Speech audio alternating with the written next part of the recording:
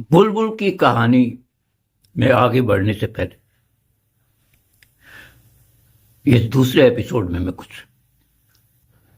महत्वपूर्ण चर्चा करूंगा और वो चर्चा इस सृष्टि के निर्माण, परमेश्वर या ईश्वर जिसको बोलते हैं,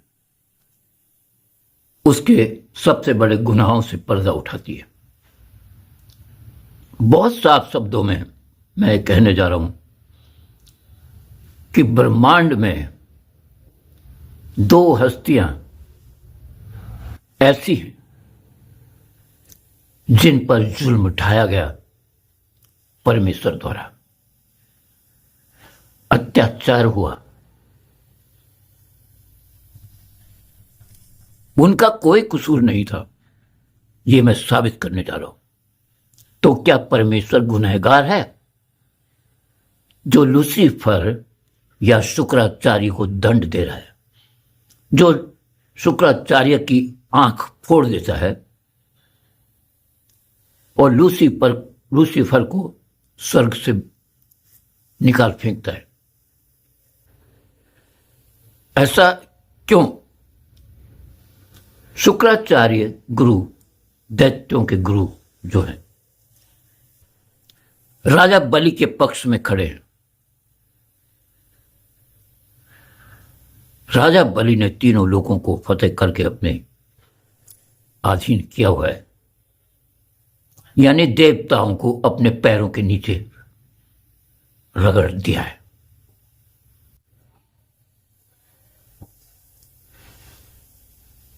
तो एक बामन अवतार राजा बलि से तीनों लोग तीन पग में छीन लेता है, क्योंकि दानी है बलि। उसने ब्राह्मण को तुम्हें क्या चाहिए? वो एक यज्ञ करवा रहा है, तो ब्राह्मण ने कहा मुझे 3 पग जमीन चाहिए। उसने कहा ठीक है। तो शुक्राचार्य ने वहां पर रोका कि अपने इस प्रण को हटाओ, ये कोई और है, ये कोई धूर्त है, ये विष्णु है और ये तुम्हें अपने शब्दों के जाल में फंसा रहा है। बलि नहीं हटा, कहता मैंने जो दान दे दिया। परिणाम ये निकला कि राजा बलि की सारी संपत्ति छीन ली गई, तीनों लोग छीन ले गए और उसे पाताल पत्नी से घुसेड़ दिया गया। बस शुक्राचार्य ने इसका विरोध किया कि आपने ये इंसाफ नहीं किया है, और इसका दंड ये मिला कि शुक्राचार्य की एक आंख फोड़ दी गई। ये सबसे बड़ा गुनाह था। दूसरा, बाइबल की ओर चलते हैं, वहां भी जरा परमेश्वर की भूमिका देख लेते हैं। या तो ये कहिए कि हम विद्वानों ने मनगढ़ंत कहानियां लिख दी हैं, किसी का नाम बाइबल रख दिया, किसी को गीता कह दिया, किसी को कुरान कह दिया, या फिर ये सच है तो फिर हम इसे सच स्वीकार करते हुए आगे बढ़ेंगे कि विद्वानों ने सही लिखा, सही उल्लेख किया। गीता कृष्ण की वाणी है, बाइबल परमेश्वर का पूरा चित्रण और ईसा मसीह उसके गॉड है, और कुरान में खुदा है जिसका कोई रूप नहीं है। तो यहां पर थोड़ा हम चर्चा करेंगे, आगे डेप्थ में भी जाएंगे कि दरअसल अभी मैं शुक्राचार्य के प्रसंग की ओर नहीं आऊंगा, अभी मैं बाइबल कुरान की बात करूंगा। ये इब्राहिमी संस्कृति है। इब्राहिम इनके दोनों इस धर्मों के सबसे बड़े गुरु माने जाते हैं। इब्राहिमी संस्कृति से 3 धर्मों का फिर डिवीजन हुआ।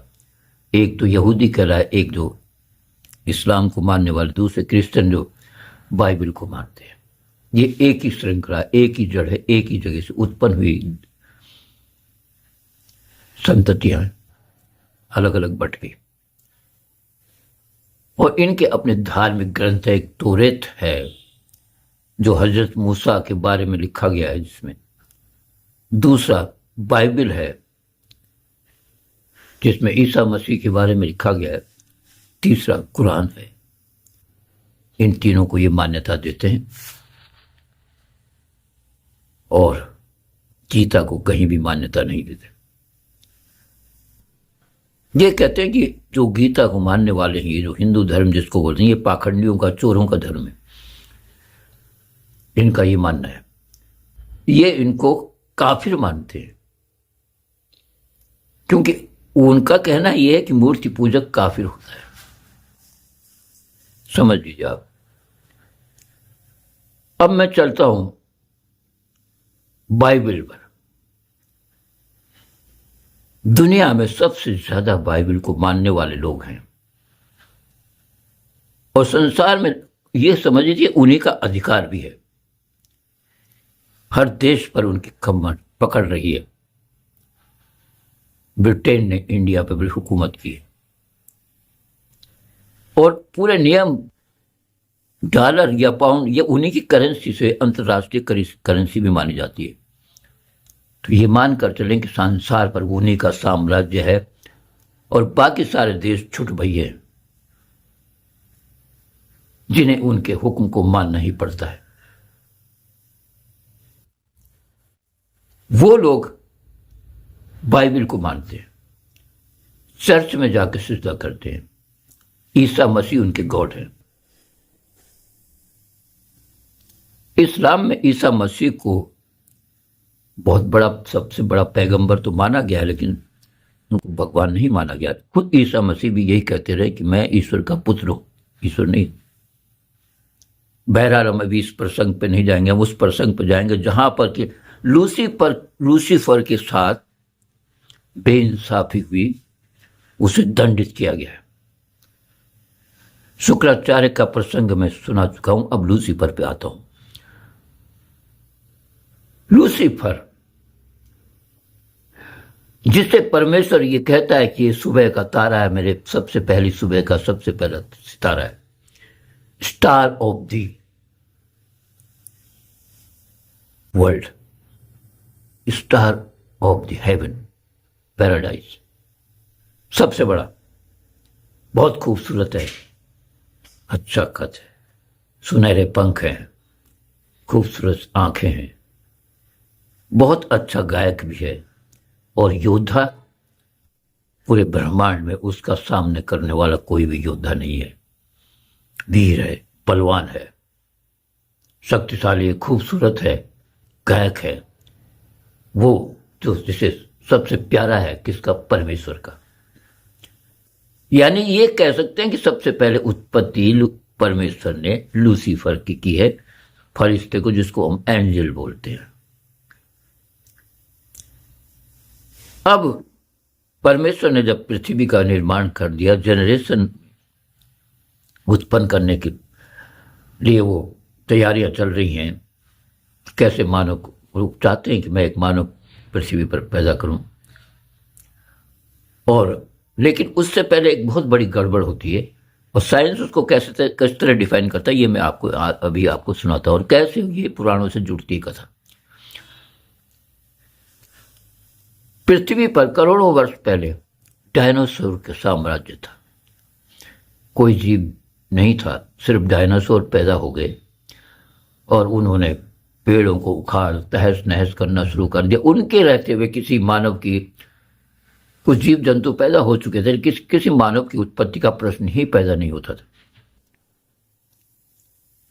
संसार पृथ्वी में पूरी तरह डायनासोर का साम्राज्य था हर तरफ, और उनकी ही तबाही थी। परमेश्वर इससे बहुत चिंतित हुए कि ये इनके रहते हुए तो पृथ्वी में मानव की संरचना हो ही नहीं सकती। उन्होंने लूसीफर को हुक्म दिया कि जाओ और इन्हें खत्म कर दो। तुम्हारे अतिरिक्त पूरे स्वर्ग में कोई ऐसा फरिश्ता नहीं है जो ये काम कर सके। लूसीफर कहता, जो हुक्म मेरे आका। और हुक्म मानने के लिए लूसीफर पृथ्वी पर आता है एक ज्वलन ज्वाला की तरह। आग का एक बहुत बड़ा पिंड सब बन के दिखाई देता है। मैं आग का पिंड क्यों कह रहा हूं? क्योंकि वो अपनी शक्ति से अपने जो सेना है उसकी, जो जिसको हम जिन्नात या अगिया बेताल ये सब कहते हैं, जो आग के बने हैं, वो बिखर जाते हैं चारों तरफ। वो उसकी सेना है, समझ लीजिए। उसकी बॉडी से निकले हुए हैं सब ये जिन्नात, जिनको बोलते हैं बेताल वगैरह जितने, ये लूसीफर के शरीर से प्रकट हो जाते हैं चारों तरफ। लूसीफर उन्हें हुक्म देता है कि तबाह कर दो इनको, डायनासोर लगा दो आग चारों तरफ। और खुद लूसीफर भी पृथ्वी पर उतरता है, उसका भी मुकाबला डायनासोर से होता है। बड़े बड़े डायनासोर को उखाड़ के फेंक डालता है, आग ही आग बरस पड़ती पूरी पृथ्वी पर। और साइंस ये कहता है कि आग का एक विस्फोट हुआ जिससे डायनासोर मारे गए। ये आग दरअसल लूसीफर है जो डायनासोर को समाप्त कर देता है। और परमेश्वर की एक और आज्ञा भी साथ में दी गई कि वहां से 5 तत्वों की 5 मिट्टी भी तुम्हें लेके आनी है जब ये सब समाप्त कर दो। वो मिट्टी भी ले आता है 5 तरह की, 5 रंग की। 5 तरह 5 रंग क्या मतलब? ये पंच तत्व है जिससे मानव का शरीर बना है, समझ लीजिए पहले। उसे वो मिट्टी बोल रहा है क्योंकि मानव मिट्टी से ही बनाया गया है। इंसान किसी दूसरी योनि से नहीं आया कि जानवर रहा हो पहले ये बनाओ, कुछ नहीं। बिल्कुल डायरेक्ट अब मानव है, सब जितनी भी योनि है उसी योनि में आती है। मनुष्य की योनि अलग है, वो जानवरों से नहीं बना है। पहले बंदर रहा होगा, ये ऐसा कुछ नहीं, सीधा मानव बनाएगी। सभी ग्रंथ इस बात को मानते हैं। तो परमेश्वर ने क्या किया? उस मिट्टी से एक मानव शरीर दे दिया, उसमें प्राण डाल दिए, जिसका नाम एडम या आदम रखा गया। बहुत ध्यान से समझिए मैं क्या कहने जा रहा हूं, ये चीजें आपके काम आएंगी आगे जब हम बुलबुल की कहानी पर एंटर होंगे। क्योंकि मुझे लगता है कि मैं शुक्राचार्य के पक्ष में लड़ाई लड़ने जा रहा हूं, लूसीफर को इंसाफ दिलाने जा रहा हूं। लूसीफर जब वो मानव तैयार हो जाता है, परमेश्वर उनको एक बटिया अलग से स्वर्ग में वाटिका बना दी जाती है, वहां उसको रखा जाता है। और बाद में हव्वा को भी पैदा कर दिया जाता है, क्योंकि उसकी पसली से ऑपरेशन करके उसी की पसली से हव्वा को भी पैदा किया जाता है, जो उसकी पत्नी के रूप में, समझ लीजिए पहले मानव नर नारी। अब सभी फरिश्तों को, जितने भी फरिश्ते थे उसमें अलग अलग फरिश्ते थे, कोई इंसाफ दिलाता है, कोई कुछ है, कोई मतलब ये जन्नत के फरिश्ते जितने भी हैं उन सबको बुलाया जाता है। साथ में लूसीफर भी है। मिखाइल जो फरिश्ता है वो लूसीफर का प्रतिद्वंदी है, शुरू से उससे खुन्नस रखता है एक तरह से, क्योंकि सेकंड नंबर पर वही आता है। लेकिन ताकत में लूसीफर का मुकाबला नहीं कर सकता। लूसीफर के जो और भी गुण हैं, स्वर्ग में गायन जो होता है लूसीफर कहता है, वो सब उसके समान नहीं है, लेकिन वो अंदर ही अंदर उससे खुन्नस रखता है। मिखाइल जो फरिश्ता है, जो जिसका पृथ्वी पे भी आना जाना है। जिब्राइल जो फरिश्ता है वो उस पृथ्वी पर मैसेज देता है, जैसे कि हमारा एक नारद, समझ लीजिए नारद आते हैं पृथ्वी पर, ये जिब्राइल का काम है। जिब्रील जिसको बोलते हैं। अब क्या होता है कि जब वो तैयार हो जाता है, सब फरिश्तों को हुक्म दिया जाता है परमेश्वर की तरफ, चलो इसको प्रणाम करो, इसको सजदा करो। ये मानव मेरी सर्वश्रेष्ठ कृति है जो पृथ्वी पर साम्राज्य पर स्थापित करने जा रही है और वहां पर विकास करेगी। इसको सब फरिश्तों को चाहिए कि ये मेरी सर्वश्रेष्ठ कृति को नमन करें, प्रणाम करें, सजदा करें। सारे फरिश्ते उसको सजदा करते हैं। आदम का सीना चौड़ा हो जाता है। यानी आदमी ये सोचता है कि हो तो मैं इतनी बड़ी तोप हूं, ये फरिश्ते भी मेरे चरणों में पड़े हुए हैं। ये आदमी की फितरत है, वो फरिश्तों को भी काबू में करना चाहता है। समझ लीजिए बात, कितना अहंकारी, कितना बेईमान, कितना कमीना होता है आदमी, कितना लालची होता है, कितना छल कपट करता है। ऐसा पाप कौन सा ऐसा दुर्गुण है जो मानव में नहीं है? फरिश्ते तो फिर भी पवित्र हैं, मैं भी हूं। जिसको सजदा करने के लिए लूसीफर को सबको कहा जाता, लूसीफर सीना तान के कहता, क्या परमेश्वर मैं आपका ये हुक्म नहीं मानूंगा, इस नाचिस, इस कुत्ते, इस कमीने के आगे में जिसे मैं लेकर के आया हूं, मैं सजदा करूंगा, मैं इसको प्रणाम करूंगा, इसे तो मैं ही उठा के लाया हूं मिट्टी को, ये तो मेरे लिए खिलौना है, क्यों प्रणाम करूं मैं सिर्फ आपको मान सकता हूं, आपको प्रणाम कर सकता हूं। पूरे ब्रह्मांड में, पूरी जहां भी तक भी कायनात है, आपके अतिरिक्त मैं किसी और को सजदा नहीं कर सकता। ये हुक्म मैं मानने से इनकार करता हूं। बस ये गुनाह था लूसीफर का। परमेश्वर का लगा कि ये तो बगावत कर रहा है, आज ये मेरा हुक्म नहीं मान रहा है, हो सकता है कल को ये मेरी गद्दी छीनने की मिले भी, या पूरे स्वर्ग में युद्ध छेड़ दे, संग्राम कर दे, ये तो बागी हो गया है। तो इसे सबसे पहले दंडित किया जाए, इसे स्वर्ग से निष्कासित कर दिया जाए और पृथ्वी पर पटक दिया जाए और इसकी शक्तियों को छीन लिया जाए, जो इसे स्वर्ग में फरिश्ते के रूप में जो उपाधि और जितनी भी चीजें वो सब छीन ली गई। लूसीफर ने नमन करके स्वीकार किया कि प्रभु परमेश्वर, आपका ये फैसला भी मुझे मंजूर है, लेकिन एक बात याद रखिए,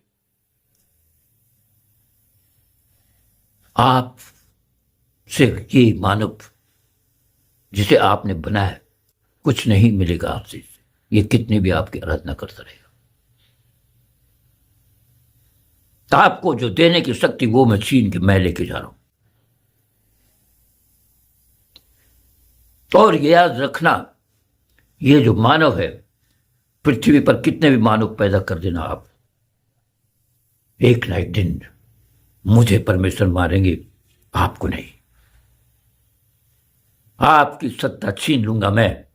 संसार में परमेश्वर या ईश्वर नाम की चीज नहीं होगी, लूसीफर होगा, लूसीफर, वो ही सब कुछ देगा, उसी की सत्ता होगी। और ये जो मानव है ना जिसको तुम, ये मेरे चरणों में मेरा गुलाम होगा, आपका नहीं। बस परमेश्वर को भी क्रोध आता था, मिखाइल उठाओ इसे, फेंक दो सबसे बाहर, मैं देखता हूं इसकी कितनी ताकत है, क्या कर सकता है, इसे ऐसी सजा देना पृथ्वी जाके कि नाक रगड़ता रहे, कुछ भी ना कर सके। मिखाइल, अब चूंकि लूसीफर की जो स्वर्ग की, मैं इसकी शक्ति छीनता हूं, उसकी शक्तियां छिन गई, मिखाइल उठाता है और ले जाता है झूम, पृथ्वी पर पटक देता है।